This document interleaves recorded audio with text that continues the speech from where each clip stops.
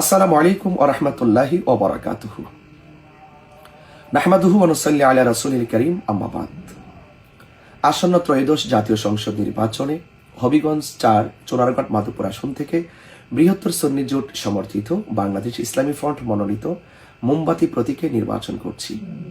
রাষ্ট্রের চলমান সংকট, জানমালের অনিরাপত্তা এবং ডেভিলের নামে বিভিন্ন নামে যে সাধারণ মানুষদের সাথে যে রূঢ় আচরণ করা হচ্ছে এবং পাশাপাশি মিথ্যা মামলা, হুমকি এবং সমর্থনকারীদেরকে মামলা দেওয়ার যে হুমকি দেওয়া হচ্ছে এবং পাশাপাশি হয়রানি করা হচ্ছে, মামলা বাণিজ্য করা হচ্ছে, সেগুলোকে বন্ধ করতে হবে।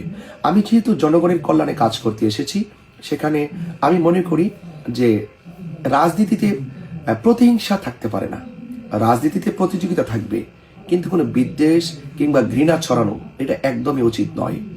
আমি যেহেতু রাজনীতি করতে এসেছি, আমি জনগণের কণ্ঠ হয়ে কথা বলবো, মানুষের দুঃখে আমি দুঃখিত হব এবং পাশাপাশি আমার কথা এবং কাজের মধ্যে কোনো ফারাক থাকবে না। আমি জনগণের হয়ে কাজ করব।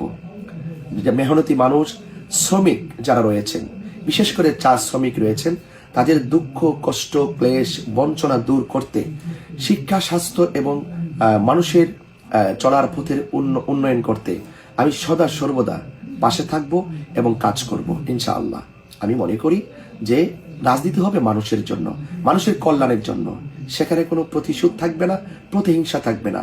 দল, মত, ধর্ম, বর্ণ নির্বিশেষে যার যে অধিকার রয়েছে, সেই অধিকার প্রতিষ্ঠায় একজন প্রতিনিধিকে সব সময় সেই মানুষের আবেগ, মানুষের চাওয়া, মানুষের প্রত্যাশা, তাদের যে আবেগজড়িত কণ্ঠ আছে, সেই কণ্ঠকে হৃদয়ে ধারণ করে মানুষের পাশে থাকার নামে রাজনীতি।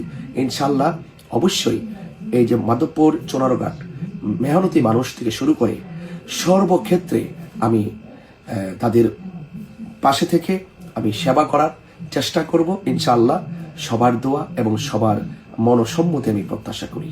আসসালামু আলাইকুম ওয়া রাহমাতুল্লাহি ওয়া বারাকাতুহু।